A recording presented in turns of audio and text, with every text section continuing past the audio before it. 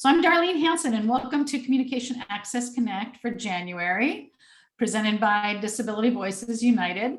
We're going to continue doing this on a monthly basis through some great grants that we have. One of which is Ability Central, and we have Tim Jin here. There he is from Ability Central. Thank you for all the support. They're a great philanthropy group that supports a lot of what DVU does. So that's much appreciated. I want to introduce some other DVU people we have here with our little backgrounds. So I have Nina. Hey. Nina is an amazing writer for us. She's on the Communication Access group. We have Veas. Hello. And Veas is an intern with us for Communication Access. And then we have William.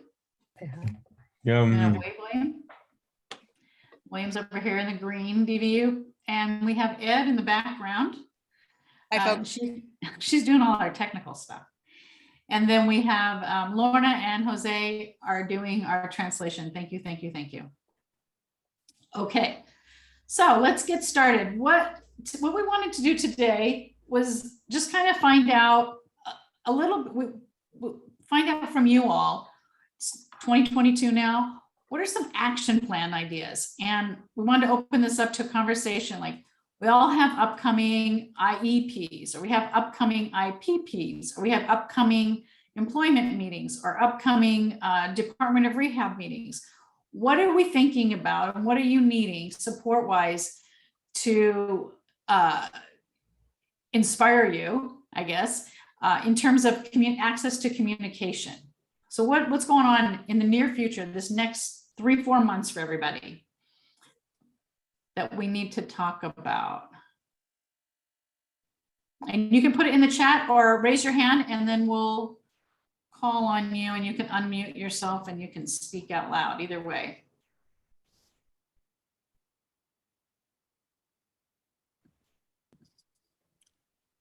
Who's got what going on? Okay, Janine. Hi. Hi. What's going on with you? So we're very new. My son will be doing the self-determination program. We are in the process of choosing our FMS. And I think the spending plan, they gave us the spending plan, the budget. And so we just have to go back to them. I'm waiting for my independent facilitator to give the report to our caseworker. So that's where we're at right now. I'm totally new and just trying to join these meetings so I can get an idea of what's happening and just keep my head in the game. Because it's, when it's new, but I'm understanding it the more that I read and the more that my facilitator talks to me. She's amazing, Elizabeth Cuevas. I don't know if she's here today. Yeah, great. Yeah, she's been amazing. So I guess the process is a little bit slow. So I'm just like, okay, we're ready, but I understand. Yeah. I think I'm hearing the same thing that we're really talking about, and Deborah's on here as well, so she might jump in, but feel free if you want to, Deb. But how are we getting access to communication support in your self-determination plans? That's a hot potato for sure. And anybody had any smooth sailing success? No? Okay. No. What are what's the common theme for challenges, barriers? I did have one mom that finally got it, but she was a bulldog. I mean, I did everything I could as an IF, but the mom did get it in the spending plan, and they kind of went over and over. Why it was important for the software, for the communication ability, for her daughter to be safe in the community. We really stressed the safety factor, how vulnerable she was. But it finally went back and forth a couple times. So, but she did get it finally. Okay, that's a good thing. Lots I'm of trying to- details. I'm Yeah, trying lots not of to details. make my blood boil. Okay. Yeah, Um, yep. Trying to find the positive in this. Darlene, this is Deborah. I mean, just to throw in, I mean, we've had situations where the regional center won't put it in the budget, but we can still spend, you know, if you have extra from other things, you can spend it on those supports, but you know, it's not always a success. And sometimes your timeline doesn't allow you to go through all the motions. So it's very challenging. And Whitney's writing just now on, I think this is a foundation to it. Oh, and Tim, I'm going to see you in a second. Let me just read this so I don't lose track of it in the thread. But Tim's going to participate here. So Whitney wrote, being told by regional center that they do not provide services for communication support in the traditional system. Okay, so I want to get back to that in case it goes away in the thread. But Tim, what did you want to say? My spending plan. I have a budget allocated for a new AAC device, such as an iPad. Okay, and you were able to get that easily? Okay, great. Well, that's good. So so we could just say we know Tim Jin?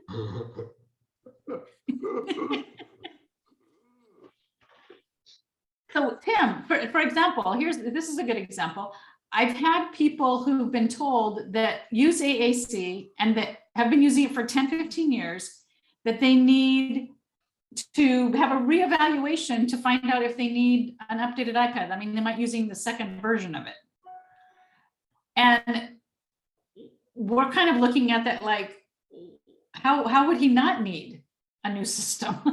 You can't update his software, his apps, because it's an old version. And he didn't get cured, right? He still needs his technology. So having to go through that assessment process again. Chantal or Jeremy.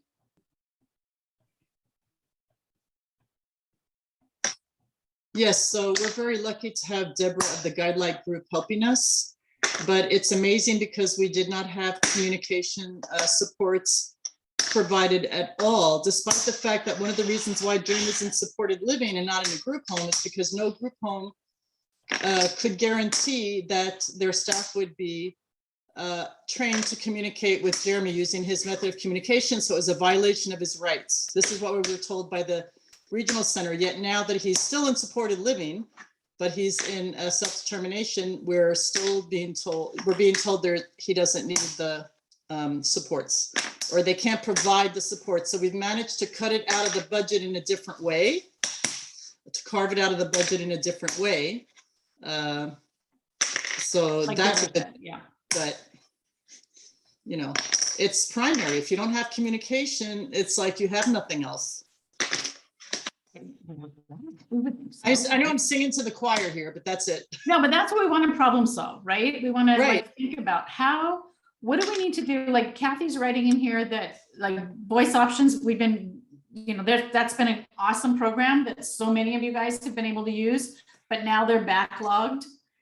And so we're waiting, there's a wait list in a sense. So that can't be the go-to default by any of us or regional center. So what do we, let's brainstorm. What can we do? We have to, somebody wrote this in here. Oh, Otto, you did. Until our input is seen as valuable, there will be no financial supports for support. Like, what do we need to do? What are somebody come up with some ideas. What do we need to do to help people understand the significance of communication? And Will, you got your hand up.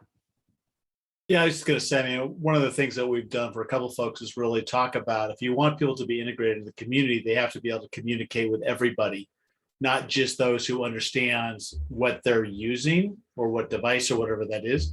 So it really is not about, we've actually done it down on the IEP level where often schools are bailing out of using speech paths. So like, well, they're not vocally speaking, but they need language and communication in order to be successful.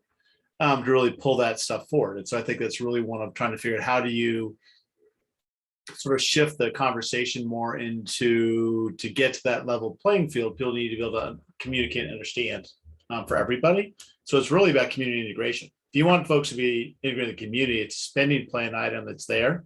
Doesn't require, I mean, yes, a speech path or someone or AACC person could do that, but it's really about how do they get involved and be active in their community. I mean, it's changing that conversation.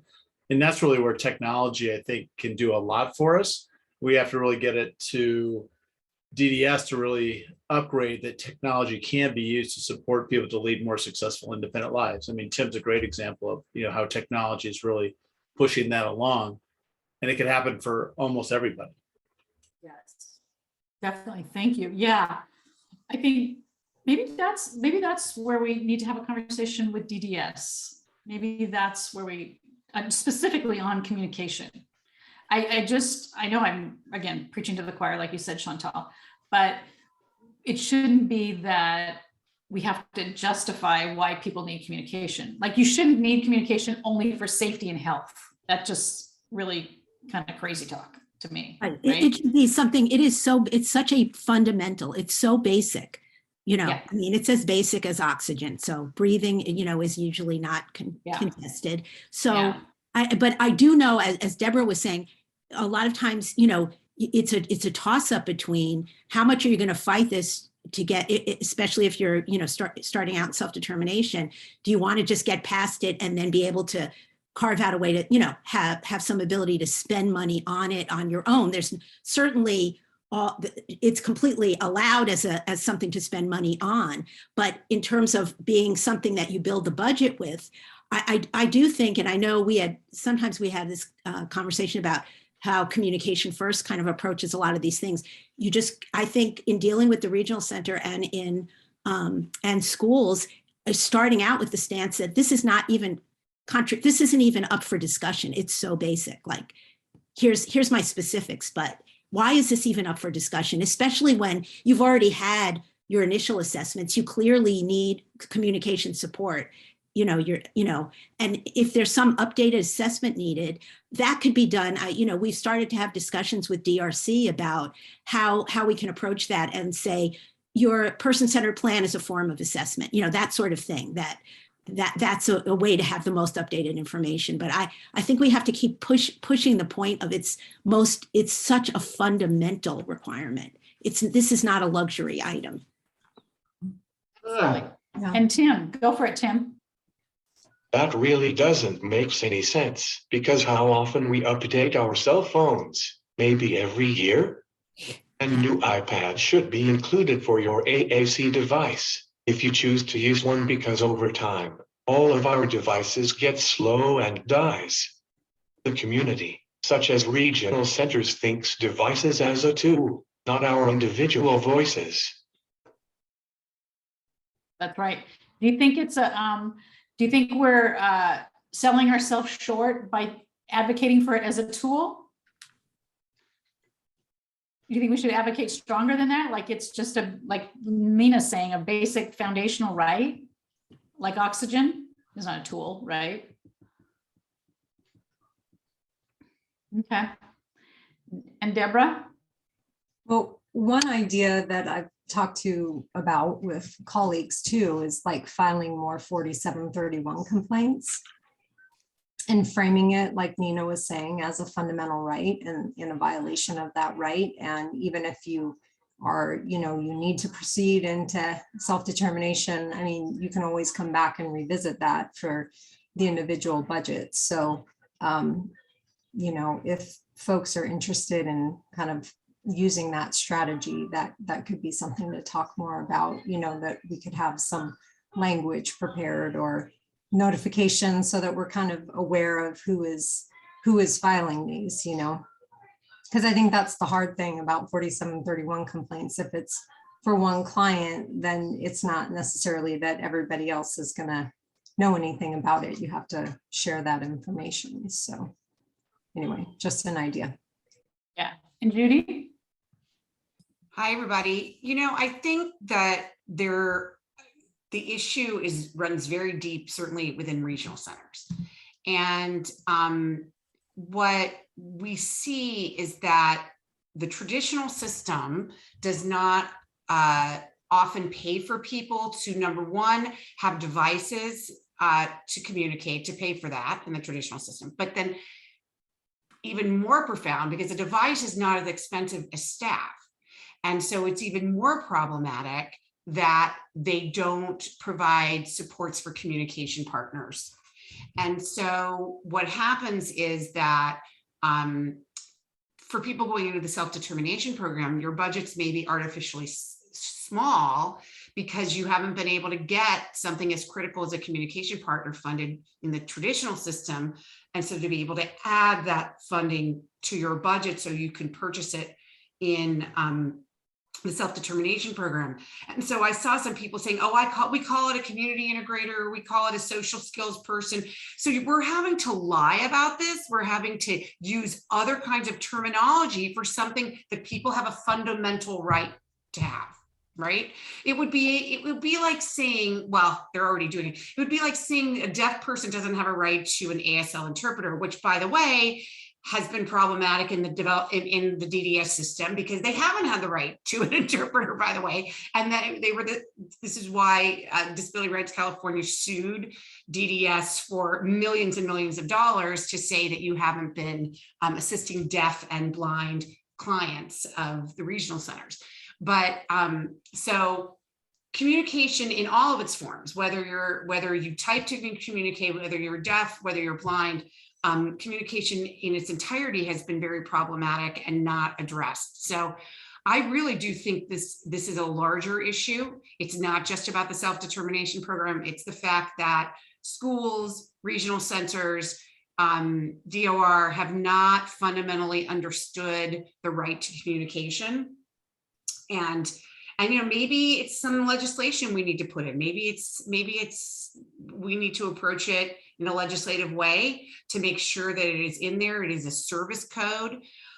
What I can say to everybody is that in the self-determination program waiver, it very specifically talks about the right to communicate. It doesn't say the right to communication, but communication supports. And that does include communication partners. It includes communication devices. And so there should never be a question about whether you're allowed to purchase it through your spending plan. The problem is your budget is not necessarily increased with that. So I think it's a larger amount of advocacy that we need to do. I was just thinking about, and Gil, I saw that you wrote in a comment, which I want to get back to, but so don't let me forget. But I was just thinking about the fact that what if I'm sitting in, I've been sitting in some IEP meetings this year, school year, and it's like communication is like last on the list because usually the teachers talk first or the psych goes first, and then the teachers talk about their goals and objectives, and then you get to the OT, and then you get to the speech person, right? And so in this one particular IEP that I'm sitting in on right now that's very problematic is that all these concepts and ideas about goals have been created, and then they're going to talk about how the communication piece fits in. Well, the communication piece is influencing all those other goals. And the school district's having a really hard time with that because they're looking at it as, well, no, this is what our baseline is. And we're going, but you weren't really talking with him though, when you were getting that baseline because you weren't using his means of communication. But that was like the last thing we talked about as a team. I feel like we should talk about communication first in the IEP meetings, because how are you working on your goals if you don't have communication? I mean, I don't know if we all said we want to talk about communication first in the meetings that we go to. How do I communicate? That's the question. And then people maybe start thinking about, okay, given that we know that, how are we going to work on math? How are we going to work on getting a job? How are we going to work on being in the community? But when it's afterthought, people don't want to then integrate it because then they got to feel like they got to start all over again. I don't know, that's just my observation from the couple of IEP meetings I've been in lately. Gil, you brought up, and I'm going to put this in there real quick, brought up telling stories, and that's actually something, so we're going to grab, Gil, if you could put your email address in, because we at Disability Voices, we have the communication interchange, and we're looking for people to write blogs. So if you or anyone else has a story that you want to blog with, put it in put your name and email in the chat if you don't mind, or email us, one of us, at our name. So I'm Darlene at dvunited.org, or Nina at dvunited.org. And then we will reach out to you, because we would love to hear your stories and put them out there. Rachel says, yes, we do need legislation. Jan says, parents ask for training to use the AAC device, and Regional Center has denied that too. And that is not best practice. Just so everybody knows, it is not best practice. So they're going against best practice when they make those statements, which they never like to do, right? Can I ask Jan or anyone? What is, so when Regional Center denies that, which Darlene says is not best practice, and it seems so obvious that it should be, what is their basis? What is the basis? Are they, what is the reason? We gave it to you. They tell them they could go watch a video online to figure it out. And the parents were having trouble programming it. I mean, just even, the technology part. They said, just go watch a video. And the mom had signed up prior to COVID, had signed up to go to something in person, and then it was canceled so she could learn about it. And so there's been, that was just, to me, yeah, ridiculous. Watch a video. Yeah. And do they watch a video for ABA? Do you watch a video and learn how to do it? Good point. I know we're almost afraid to ask for it, to be honest. It's like, oh, we better not say too much about communication because we're getting in trouble. They'll tell us no. And I mean, that's how I feel as an IF almost. It's like, be careful how you word it. I'm like, oh my goodness. Mm-hmm. I'm grabbing your emails for your blogger people. I love it. Okay, Tim. It's good to have evaluation done every so often, because as the person change, there are new technology and equipment out there to assist with their communication skills. I'm not opposed to having evaluations, but sometimes it becomes very obsessive, where it becomes too clinical. Or it's used as a barrier sometimes. Like maybe you'll go away if you have to make another appointment with a professional that we can't find for you. Right? Yeah. Yeah. To follow Tim's comment, I've had other clients who just struggled. They want like a practical evaluation, right? Like something that really helps their day-to-day. It's not necessarily, I mean, this isn't somebody who would use an AAC device necessarily, but they just want help with like the practical application of the technology, and they can't find anybody to do it. So we spend a lot of time trying to look and track down people who can kind of bring that aspect of a practical evaluation, that, for somebody not in a school setting, not in, in day program or anything like that, but in real life. So I don't know if there's any resources that I'm not aware of that would be helpful. Do you have any resources for Deborah? I just want to put it out there real quick too, to remember that when you're asking, especially in school systems, assistive technology assessments are different than augmented communication evaluations. Okay, so if you go to ask somebody for an assistive technology, that really is more about in schools, about how are you accessing your academics, in community life, it's how are you environmentally controlling your world, okay, versus augmented communication, which is how are you communicating. So especially in the school systems, I find this the most, if you ask for, you just because you need it, ask for an augmented communication evaluation, and they pursue assistive technology, then you can end up waiting all that time to get in for the assistive technology, and the team doesn't have an augmented communication specialist on it. So really, really be clear, because you're going to wait, because there's a line always, of what you need. Okay, if you need to access augmented communication, make sure everybody's talking about that, because you could end up with being in the wrong line for the wrong movie. All right. And then you waited months to get there. And you get up to the ticket counter and they're like, oh, that's so okay. Chantal, somebody else, a couple people had their hands raised. Who was it? Okay, Chantal, it's you. Go for it.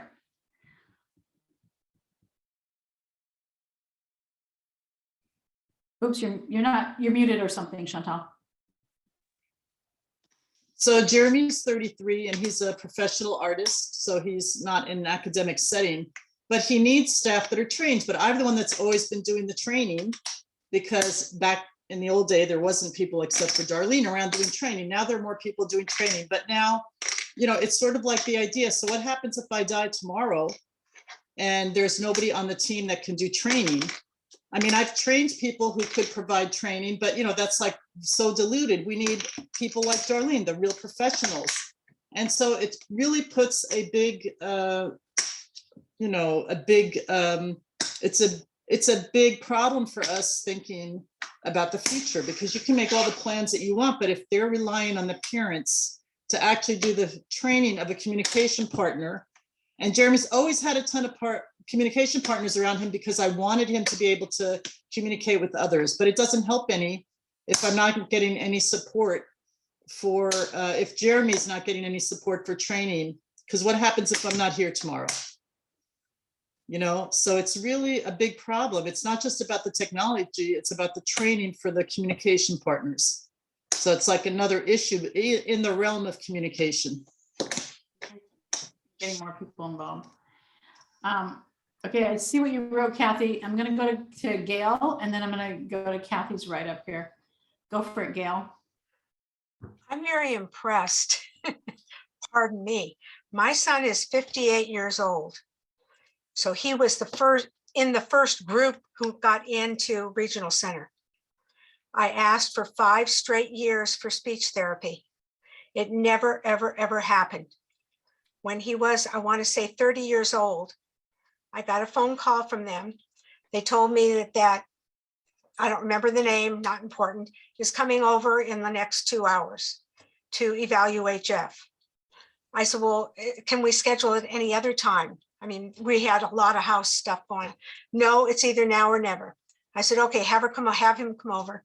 Came over, left, never said hello to me. And it took me several months to find out what she had said. And what she had said was, he needs help with his blends. Well, I decided probably 50 years ago, I need to protect Jeff from Regional Center, and I take care of everything on my own. Period. End of story. They have never, ever, ever helped. He was in trouble for 5 years. I never had an IEP at that time. I never had anybody to phone call because nobody ever responds to the phone calls. They need to be trained. They don't know what the hell they're doing. And I'm just, when I said I'm happy that I thought I was the only one in the world. My journey in life is to protect him from Regional Center because it's scary. It's frightening.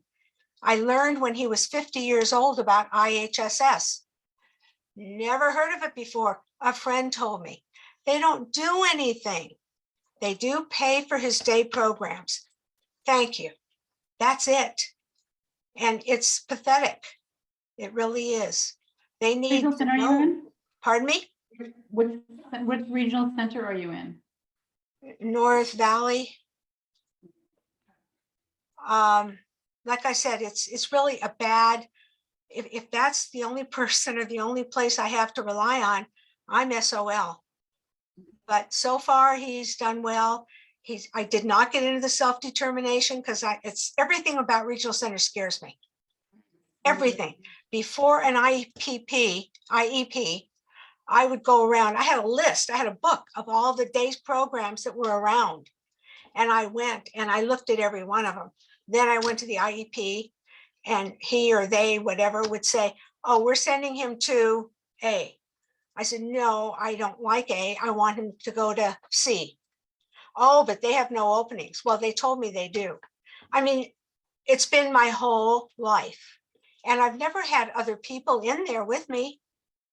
I've had regional center, either one or two, nobody from his school, no, and he was the first Down syndrome to go to this junior high, to go to the high school he went to.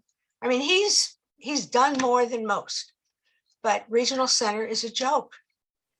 And it's sad. It's very sad. But that's my opinion. It's very tough. Absolutely. Mhm. And yeah, people are saying that they have the similar experiences as you all over the place, but that's not, I mean, it's just wrong. Yeah.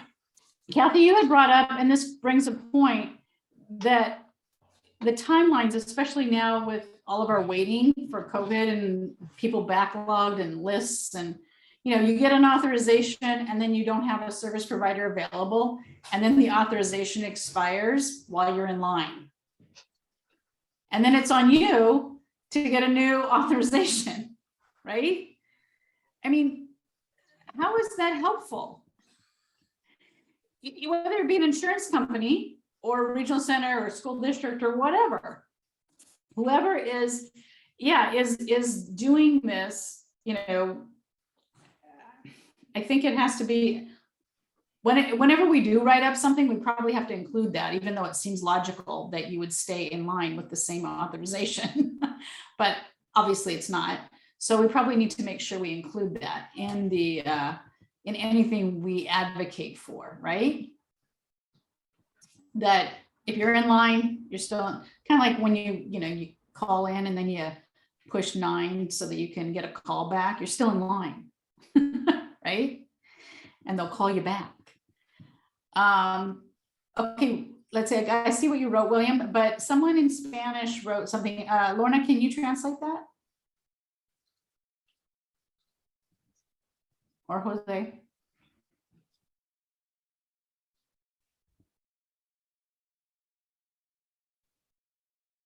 I will, Lorna. Gotcha. Oh, okay, sorry. Wait 1 second.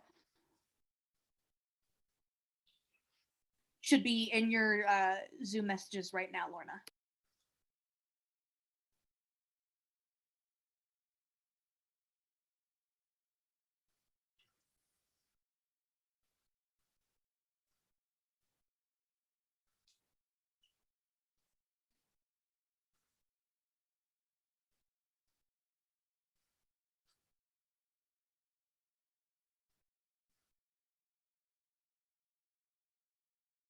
Okay, yeah.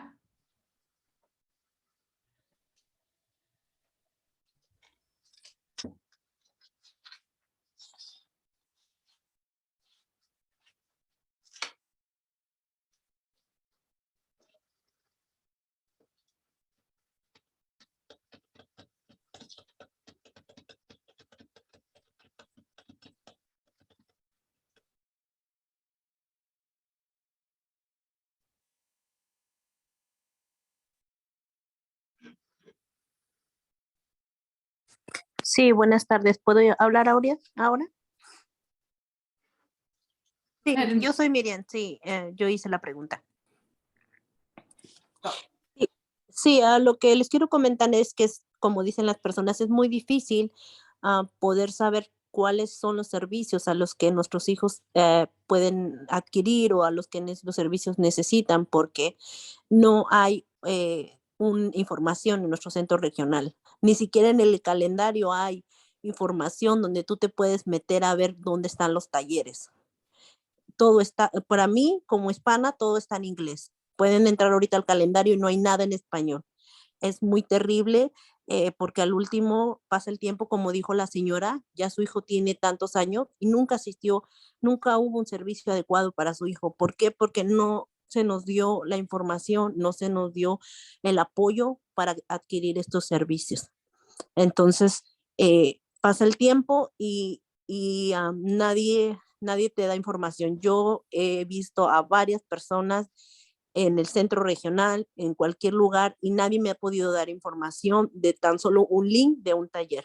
Es realmente frustrante para mí y para varias madres que están tratando de adquirir esa información. Gracias por escucharme. Yes, thank you. And Valerie says, yes, your regional centers hides the ball. Yes, they do. And if you're in regional center and you're on this call, then, let us know where we're supposed to find that information, because obviously a lot of us are having a hard time finding it. So Miriam, okay, you've got something that you wanted to say? Oh, that was Miriam. Okay, sorry. Yeah. So we have a question here, and I think it's Savina. You were talking about, I'm trying to find it now, sorry. The supports and DDS, support funding that DDS has agreed to provide regional center clients. When can we access it? Is there a financial limit? Sabine, am I understanding that question right? Well, I think from Monday, one of I think the host, she had mentioned this community sports that DDS had, budgets that DDS has given to the regional center for the clients. But she said that most of the budget has not been used. And I don't really know much about it. Can you talk about it a little bit? For sport or support? Like recreational sports, like fun activities? It was the fun for the arts and crafts, or whatever, arts and dance therapy. Oh, okay.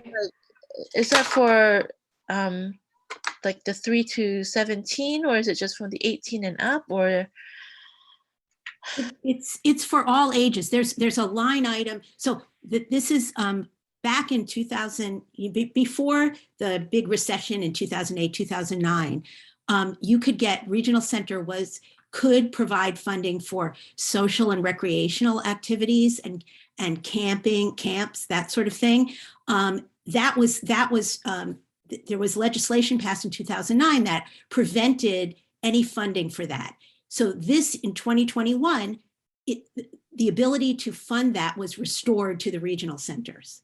And so now there isn't like some set finite budget. It's on a case-by-case basis. So if you are interested, if you've got a client or you are interested, your family's interested in pursuing that, you have to talk to your case manager.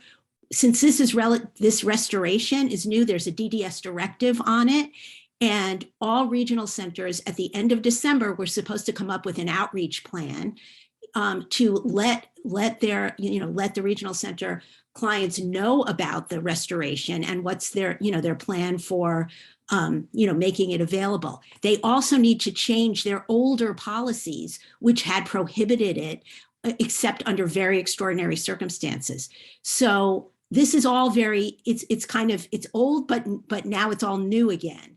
So on an individual basis, there's not like a set amount that the regional center has to dole out, or, it depends on what the individual needs are and how it's related to both your disability and your IPP goals.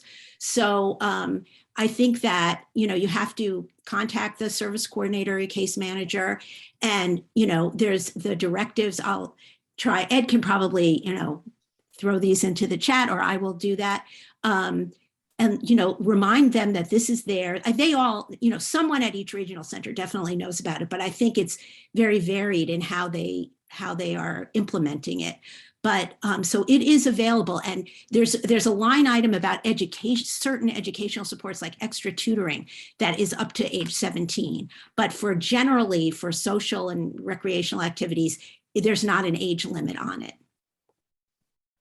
Nina, can I ask, why can't this service just be run through a different entity where it would be up to the regional center to apply for the funding for that service for the kids, or the parents to do so? And the reason why I'm saying this is just because we have a lot of retaliation coming from our regional center. And I'm sure that I'm not the only one. And I think that sometimes even getting access to even respite care has been so difficult. and even getting a proper IPP documented, or even have our goals that we wanted for our child to be put into his triennial. I mean, all that gets, it's we would agreed upon it, and then the supervising social worker for our child's case would basically fraudulate the whole IPP document. So I'm in kind of cornered into a position where I either have to sign, or but then based on what they have written, which is completely false, or not sign, but then use my emails to basically agree on specific service individually. I can't imagine how that's the sports, the social and rec could be accessible to every family fairly, just given our history with our regional center. And I kind of wish that it would have been that service would actually go through a different entity, that where either the parents can apply for, or the regional center can apply on the child's behalf, and then the funding would go through. And if the funding isn't used, then they would be up to that department, that agency, to question, why did this child not have access to this service when the money has already been sent to you regional center. I think that's it. Throwing everything at the regional center doesn't really actually make things better. It actually makes things worse. I would rather have the services go through a different agency, where either myself, or if the social worker refused or been instructed not to apply for the service on our child's behalf, then I could at least access that service for my child. Yes. This is much more sensible, so that we're not always having to be at the mercy of the regional center and always be at the mercy of their convoluted behavior or retaliatory behavior. Well, yeah, we know it. Yeah, I mean, that it's so difficult. I know, when you, especially where you've had a long history of disputes over everything, where nothing is easy. I mean, I often say, and people may groan when I say it, I actually think that maybe self-determination is a much better route if you can get past it and into it, because at the end of the day there, if you can get past it and all fully into the system, I think you have many more choices. And there are many in the world of social rec, there are still generic services out there. All these things require, you have to exhaust generic services, and there are many of them out there. But this is yet another, when you've had a lifetime of having these disputes, it wears you down. And we completely understand that. That's why we really, we appreciate everybody coming together. I think it helps to share the stories and come up with as many solutions as we can. And I do think the 4731 complaint route, going to the, ombuds person, if you're in a self-determination, whatever is available, and we can keep using those functions, I think we ought to, keep doing it. But I'm really sorry that you have had to go through all of that. Well, Nina, Now, you talked about Nina, just so you know too, that we'll put in here the SDP directive locations. So if you want to look up more about it in terms of the self-determination. And then I want to see if Tim, I think you had something, maybe this lines in. Words of wisdom. It's also the school system too. Somehow, for whatever reasons, school districts and regional centers has always been the barriers. Regional centers keeps talking about generic resources. The only generic resources that regional centers are semi-educated about is in-home support services.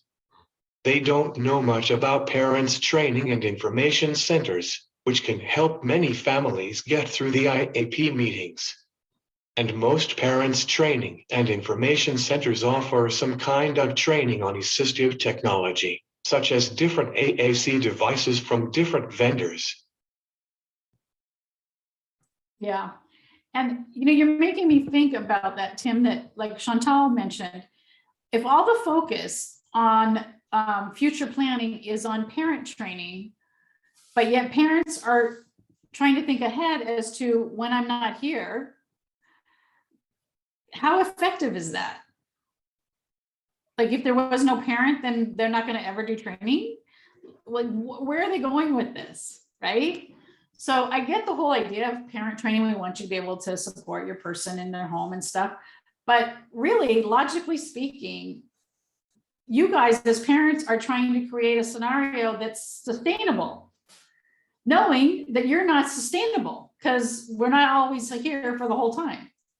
So it doesn't really make much sense, does it? Chantal?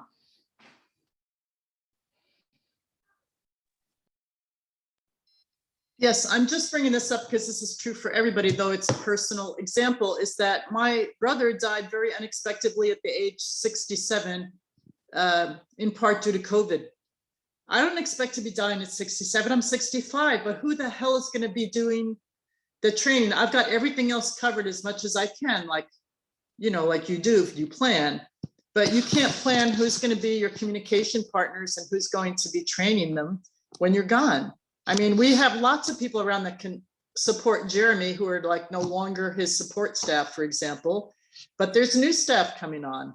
And then how does it keep continuing? And Jeremy needs the supports he needs to be learning too, to continue with those supports, especially when he goes through these terrible transitions that he has in the past year, which a lot of families go through and people go through, personal situations that impact the communication and all of that. And so it just doesn't seem sustainable, even if you're a parent that's very, very involved. And maybe that's why, like, I'm not as involved in community organizations or volunteering, you know, or giving a voice somewhere as I would like to be, because I have to use all the energy I have right now just to take care of Jeremy and figure out how am I going to sustain that for him right now, as well as moving forward.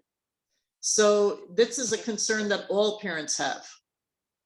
I wonder if that's something we should bring in as a point, is instead of thinking about parent training, think about the program and the design and the IPP. Everything should be geared towards sustainability, whatever that is for that person. Sustainability, not is your parent trained, right? But are we creating a system that is sustainable? Like William put in something, we need team training, not only parents. So what's the sustainable system for keeping all your team informed on what information you need for them to know? Everybody's got different information they need to know, right? And so maybe focus needs to be on sustainability. Kathy says it's exhausting. Yes. And she's got some ideas that she's created. Val says, I think the program that parent designs so hard established. So do you want to talk, Val? Or just want to write it? Unmute yourself. So, I think that's a really good point that Chantal brings up, but there's so much that is out of our hands. We can't control circumstances that we can't see in the future, and we can control things in the future. But I do think that we can establish a blueprint of what we want for our children. And that's what I think we all are working so hard to do. Something that hopefully will be sustainable in some form. At least we will have conveyed to the people that succeed us what it is that we want for our kids, and what we want it to look like. And I think we do that by the example that we set and the expectations that we have, and maybe even the things we write down, just in terms of, what we want for our children. But I think surrounding, God knows what's going to happen to all of us, I mean, we don't know when, or like you said, Chantal, about your brother, I'm so sorry, but it's that's the reality. And you can't, you can train all the people you want, but will they be there when you need them? Who knows? Right. Will that sister, brother, cousin, niece, nephew, will they be there? Will they not have moved away or have another life? You don't know. And so I think that you do what you can to communicate to the people that are the closest to you what it is that you want. You try to let people know, people in this group, people around you, and then you hope for the best. I mean, I don't know what else we can do. And I think our kids who are communicators, that's the really fantastic thing that they can communicate and type, is that they will be able to let people know. Hopefully there will be one person around them who's a communication partner that will be able to say, this is what I want for my life and this is what I want to do. But I don't know, it's such a crapshoot, and it's all so unpredictable, and it makes me sad every day to think about it, honestly. Well, we want to think of things that make logical sense, like this is something that we want to know. I think that we've put our best foot forward and that we've tried our darndest, that's all you can do, because you don't know for sure what's going to happen. But you got to feel like you did the right thing, right? So that's the biggest deal. And Gil, you had something to add. Yeah, I think we've struggled with this for years, right? It's just trying to figure out what's that bridge we have to build to support parents and the individuals in every environment, whether it be a day service, a home environment, and a community environment. So I posted a link earlier. We developed a assistive technology resource guide based on person-centered tools on our website, pathpoint.org. And those tools are one-page profile, one-page, what is like relationship maps, like who are those closest people to that person and who are the outer donut ring, right? We also broke all of that information down to assistive technology, and we built a one-page assistive technology profile for the devices that they may be using.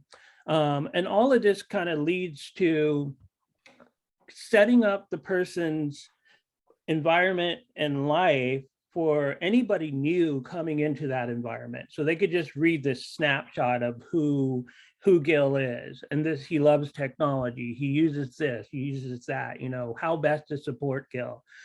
I think it's important that we start building that foundation. I just say as parents or people that we're supporting, use those tools to build that foundation so that if something does happen in the future, you have at least something written out. You have a plan that's already in existence of how best to support that person going forward. Not sure if that makes sense. That's great. Yeah, that's one tool I think that's the first step. And then the next step is really, you guys are talking about a lot of trainings, and is there a way to video these trainings, these types of things, so that we have them in a database so that they can kind of go back to anybody new wanting to learn how to do something specific with the device can just watch this video of the person using the device. This is how I use it. So these are just ideas. These could help support as we move forward and, better quality life. I think that's great. I think that, I'm hearing, we were talking before as a committee here about next topics and stuff. And I think that sustainability, coming up with a sustainability plan for ourselves that we can advocate for and have materials to gather with, it might be a good one. Kathy, you had your hand up. Yeah, I was mentioning how exhausting it is to create, the program, and I have a training model and a folder. Our folder is ginormous. This is our folder. It's huge, but in the folder, we've broken down everything. I mean, down to Monday, Tuesday, the 7 days out of the week, what he does from the moment he wakes up to the moment he goes to sleep. We have how he recaps his day, how he's able to talk about what he did during the day, and basically a training model about the recap on what is included in a recap so that the person who's working with him is able to touch on all of those different things on how does my son express to me what he did during the day when I'm not around. And he's been doing this now for probably 3 years. And now he's able to tell me things. And he even is able to tell the facilitator things that he has done during the day that she has no idea that he's ever done it. So now he's developing reliable language that because they've done this training model. And we've trained them, and every new person can see that the other person before them, this is what he has been doing. This is showing that he's capable of doing that thing. So I don't ever have to reinvent the wheel. My son is showing that this is what he's done. We keep a book and they can see, oh, he can do that. So now they know he's competent in doing that. So then they just continue to encourage and increase on that goal. And so, but in this training model, I mean, I've had to be diligent in training the staff and preparing the materials and having them follow through. So we don't no longer have splintered skills. We have mastery. Yeah. And so the only way that we're going to get support is being the awesome trainers that we are, because we know our kids better than anybody else, better than regional center. And we can go for the fight and say to them, look, we've proved to you that our children are capable of doing what they're doing because we have done the work. We have done it. And fortunately, we have staff. Thank God we have insurance. We pay for insurance for behavior intervention. They come 2 days out of the week and I drill them on our program. We've created the program. And so we've created the program to sustain our needs. They first came into the setting and they wanted to do what their objective was. And I said, if my son is able to communicate, his behaviors are going to come down, because behaviors is him communicating. So really, parents, we have to just really fight the fight, push, and continue to support our kids the best that we can. And because the other supports haven't been reliable, they haven't been there for us. And so we are the blaze trailers or trailblazers and doing these things because it's out of necessity. We have to give our kids those voices. And I'm passionate about my son having a positive future, one that is going to be him being independent. So that's what I have to say. I think, you know what, Kathy, that was very good, as always. You guys who don't know Kathy, this is how she is 100% of the time. But I think the best takeaway, and I know you well, so there's lots of takeaways I'm sure people got, but the one I got is that you put in your mind, what are your needs first? And I know you, and so I know you don't ever let people go with, well, here's how we do it. Because we do it, if it doesn't match your needs and your son's needs, then it's not, then no, either it's highway or get in the picture with us, you know? And I think that that's something we have to stay true to as well, is just when we're talking to service providers, really advocate for you and your person and your team, you know, anything that revolves around your person. What is it that your needs are? Not what services do you provide, but you're evaluating, do you work on what I need you to work on? Exactly. And also, it's no longer of an evaluation of what he can do. It's like, meet us where he's at. He isn't back there in what your evaluation is showing. If you will follow my lead, I will show you what he's able to do. I'll show you in the training model, and then we can meet Philip where he's at, not where you're at, because he can't show you in your typical assessment. He can't show you what he can do, but let me show you what he can do, and then let's take off from there and move forward, because he's making gains, and that's where he's succeeding. Perfect. Thank you, Kathy, for sharing that. And she's probably got 4 of those books, by the way, just so you guys know. Yes, I do. And I just created a new book for his new support person. You're right. All right. I'm getting some good nuggets here from you all. So I'm thinking, I want you guys to start writing in the chat if you have specific. What we're kind of thinking is we want to do, hopefully get a professional or a panel or some kind of directed conversation every other month, and then give us a month to just talk amongst ourselves, hopefully taking in what we heard the previous month ahead of time as to how is it helping us out, because we want these conversations to be useful, right, and fruitful. So given that, if you have an idea, like I really wish we would talk about this topic, put it in the chat. I'm grabbing them and I'm grabbing your conversations too and putting them on my notes here for the day.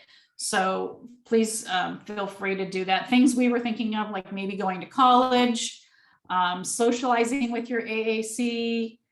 Now I've got sustainability, how to train communication partners. What are we doing to train our communication partners or our support staff? Another topic that we thought, and I don't know who's in the call that this would be applying to, but we're excited about it, if we do say so ourselves, was there's people who have communication barriers who actually use speech to communicate and still experience a communication barrier. So because of their presentation or their articulation and intelligibility, however that may go, everybody's different. And so we thought that would be a great conversation to have as well. Jan's saying she needs to do what Kathy did. Yeah, it's, I mean, yeah, there has to be easy ways. We have a conversation about sustainability, I think is a good one. Jeremy says good discussions. Otto was saying, how many times have we heard, but we always do it this way from our support persons, right? And he's wondering how many of you guys are typers or AAC users even who've been told that you have to train your own support people. Jeremy was asking that. I mean, Otto was asking that.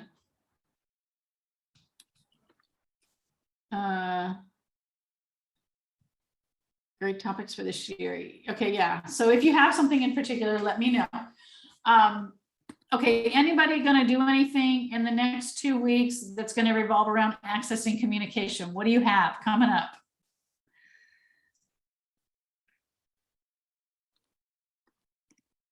How's it going in the person-centered planning meetings? As far as working with individuals, because this is something that I think about all the time, working with individuals who have different means of accessing communication, and maybe you guys who are PCP people or FMS people, even anywhere in that tangent, SDP, SD in any way, have anything to add? How's that going? Or of course, receivers. Okay, Jan. It depends on the client, but I've had one who would send me little messages on my phone during the PCP because he doesn't like to talk. He can use verbal expressive, language, but he won't do it. So he just types it back to us, his answers. And so I'm like, yeah, go for it. I've taken pictures and had them, the client pick out what she likes to do. Mom sent me pictures ahead of time. I printed them out and made posters with her, with the one client. It was a great fun time, to tell you the truth. Every time she sees me, she's like, I'm her favorite person now, because I figured it out, I think. And I think I got that idea from one of these meetings. So good. Yeah. Good. So I think that's kind of interesting when Mom goes, he won't talk. So I go, okay, well, he can text me his ideas or answers to my questions.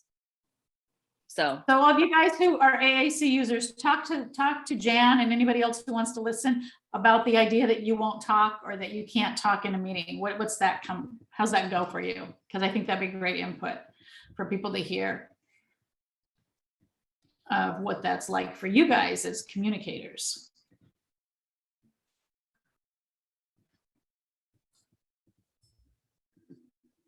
Oh, that was another thing we were going to talk about, right? We're going to talk about timing, right, Tim? How are we accommodating people for timing? I'm changing the subjects, but I'm throwing it out there. You can feel free to go wherever you want to go. What goes, the timing's different, right? What are we doing for that? Or what are you experiencing as a communicator?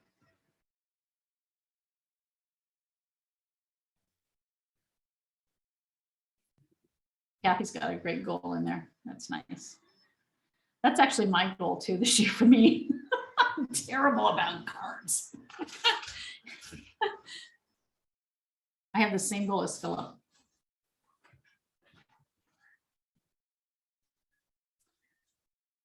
I'm just letting the communicators are generating ideas here.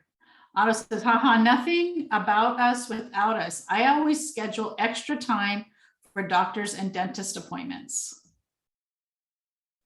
That's a good way. Letting them know you need extra time.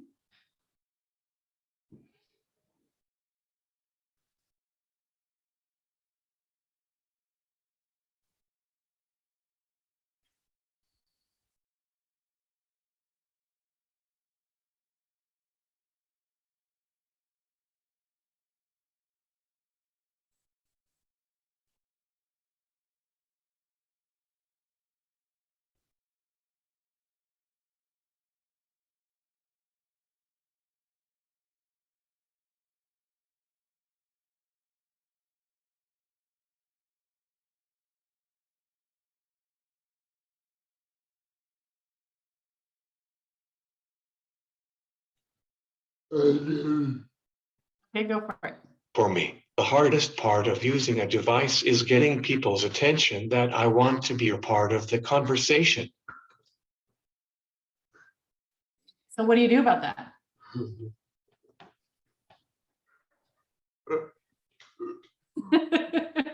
You do your body? Do you have a button that you press pre-programmed? No, buddy.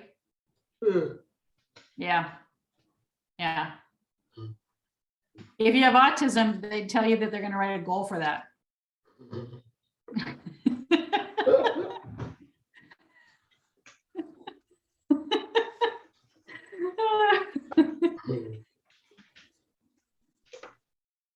Kathy, okay.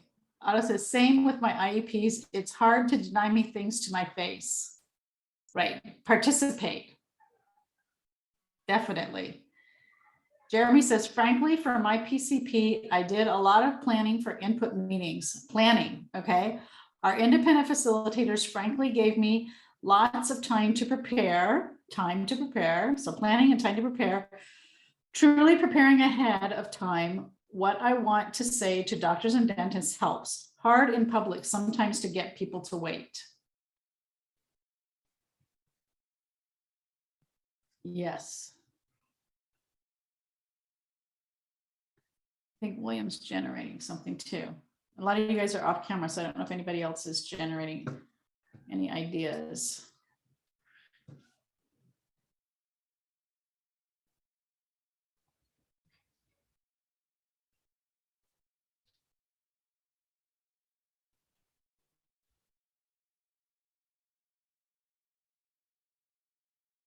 Hoping that by you guys, you communicators joining in conversations like this, thanks Otto, by that you guys by joining in conversations like this, that maybe you're building confidence to like take charge in your IEPs and your IEPs and your PCPs and all these letters that we have, and you know, be in charge, be the lead, be put in a spot where you're the lead. Jan says, for my daughter, I typed her goals in the larger font so she could read her goals at her PCP and IPP meetings. That was a great accommodation, Jan.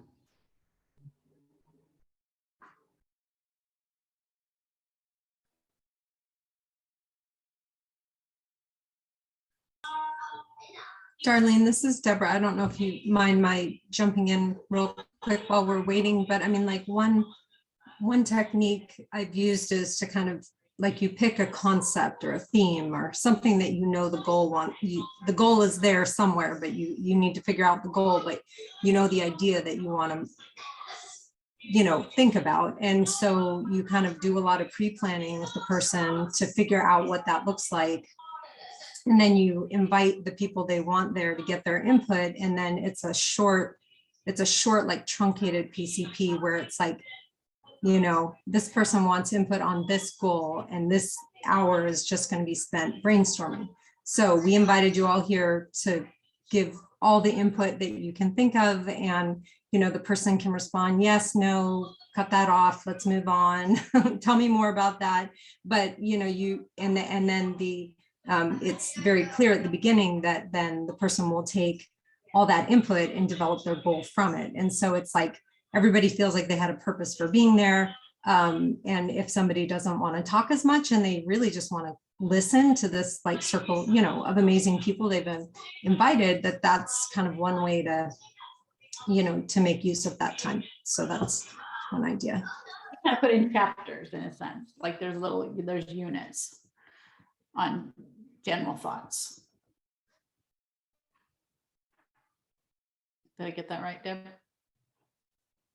Yeah, a lot of times breaking it down into a couple different goals or a couple different themes and just having separate meetings for those helps also with the timing and kind of absorbing everything and being able to have the input that you want to have. So I think that's been really effective for several clients, is just breaking things up a little bit and not having like one super long meeting that just gets kind of exhausting for everybody. Yeah.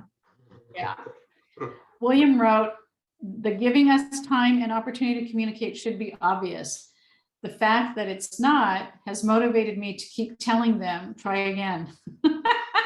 Okay, William has autism, so he hears try again all the time in his life. All right, and then Kathy wrote, they prepare with scripts and things, social stories, that kind of stuff, language outline for settings. Yeah, prepare. And then Tim, you have something. When I was younger, I used to have a running script in my head of what I wanted to say, even to my family, to make sure that I'm being heard. I don't do this anymore because I have a lot to say, but it helped me learn how to communicate better. To think about what would I be saying right now if I had speech, right? That's a very good skill. That's a good strategy, helpful tip, right? For people. And then program it in your device. Yeah, I've thought about making bricks, like having a brick that, you know, says that one thing, like you're talking to the brick wall, you know, and then just putting that on the table. Like maybe, you know, talk to me or whatever you wanted to say, but like a brick has to hit them. Jeremy says, frankly, I do front loading with my team, so they know what expectations are, and I do too. I love that, Jeremy. You have expectations of your team that you share.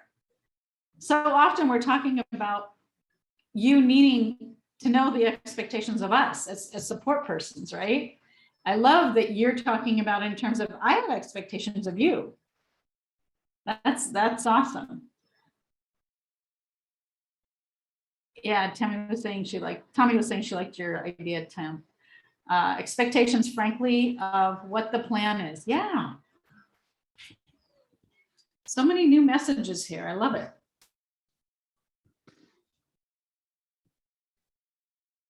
I'm looking to see if anybody's saying anything. I got to write this down.